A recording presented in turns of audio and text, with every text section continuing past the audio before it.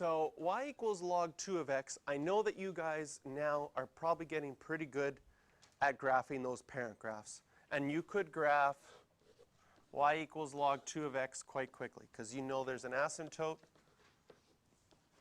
at x equals 0.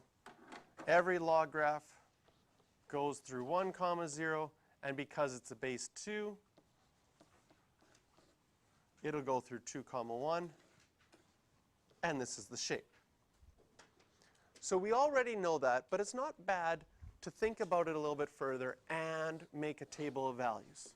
So considering the points you already put in, you knew that when x is 1, y is 0.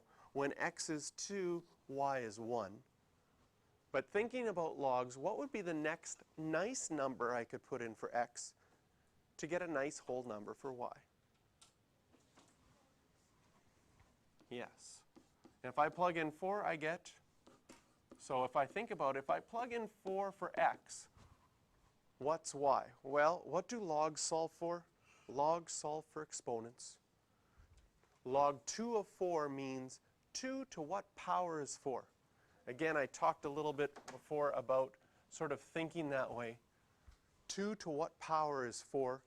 And it's going to be 2. So we're going to get 4 comma 2 as the next point. If you wanted one more, yes, 8 comma 3. So there's a little table of values to go with our log graph. Then, if we wanted to also sketch log base 2 of 2x minus 1 on that same graph,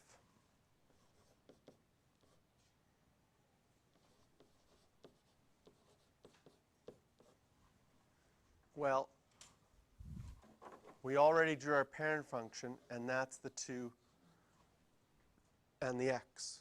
So moving from left to right, what's going to happen? Well, we have our point 1 comma 0, 2 comma 1. We also have our asymptote at x equals 0. Moving from left to right, starting with our stretches. No, the way that this is written, this is a good question. Do we have to factor out that 2? If this 1 was inside the log, they would have put brackets there. So that minus 1 is actually going to move our graph down 1 instead of moving something left and right, and we don't need to factor this one. Although it kind of looks that way. So in order to be clear, they'd put brackets there. So in this one, the 2, we're going to multiply our x by 1/2. That's going to change this point to 1/2 comma 0, and this one to 1 comma 1.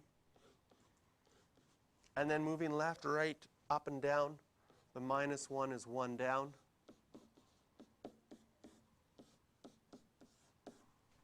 So we get 1/2 negative 1 and 1 comma 0.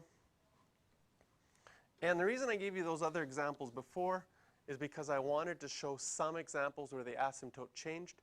This one, we're not moving left or right. So our asymptote stays at x equals 0. So the nice thing about graphing this on the same one, well, I'll do it this graph in black. Our asymptote stays the same. We do have the point 1 comma 0 as well, but now we have the point 1/2 negative 1.